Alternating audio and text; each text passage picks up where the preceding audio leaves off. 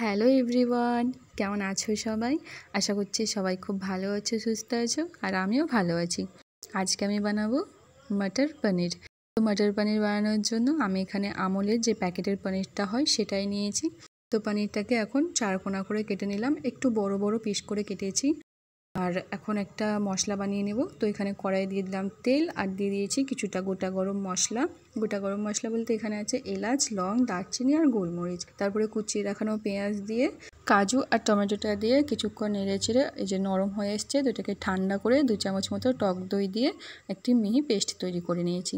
এদিকে কড়াই দিয়ে দিলাম তেল, এখন পনিরগুলোকে হালকা করে ভেজে তুলে নেব। তো এরপরে ওই তেলেই দিয়ে দিলাম একটা তেজপাতা, আদা রসুন বাটা, তারপরে দিয়ে দিচ্ছি 1 চামচ মতো হলুদ গুঁড়ো, হাফ চামচ মতো লঙ্কা গুঁড়ো, 1 চামচ মতো জিরে গুঁড়ো, 1 চামচ মতো ধনে গুঁড়ো, আর দিয়ে দিলাম কাসুরি মেথি। কিছুক্ষণ মশলাটিকে কষিয়ে নিয়েছি। এরপরে যে টমেটো পেস্ট করে রেখেছিলাম সেটাই দিয়ে দিলাম। কিছুক্ষণ কষিয়ে নিলাম, কাঁচা কাঁচা গন্ধটা চলে গেছে। এখন তাতে দিয়ে দিচ্ছি স্বাদ মতো লবণ, আর টক দই দেওয়ার জন্য দিয়ে দিলাম সামান্য পরিমাণে চিনি। এখন দিয়ে দিলাম সেদ্ধ করে রাখা মটর। সেদ্ধ মটরটা দিয়ে কিছুক্ষণ কষিয়ে নিয়েছি। এরপরে দিয়ে দিলাম পনিরগুলো দেওয়ার পরে একটু নেড়ে চেড়ে দিয়ে দিলাম জলটা দিয়ে এখন 5 মিনিট মতো এটিকে রান্না করে নেব। তো এই যে 5 মিনিট মতো হয়ে গেছে। তো এখন আমি এতে দিয়ে দেবো ওই 1 চামচ মতো ঘি,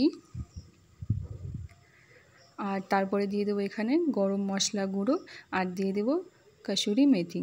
তো ব্যাস একদম রেডি হয়ে গেছে মটর পনির। তো ভিডিওটি কেমন লেগেছে অবশ্যই কমেন্ট করে জানাবে। যদি ভালো লেগে থাকে তো একটি লাইক করে দিও। আর আমার ভিডিওটি দেখার জন্য থ্যাংক ইউ। সবাই ভালো থেকো, সুস্থ থেকো, টাটা।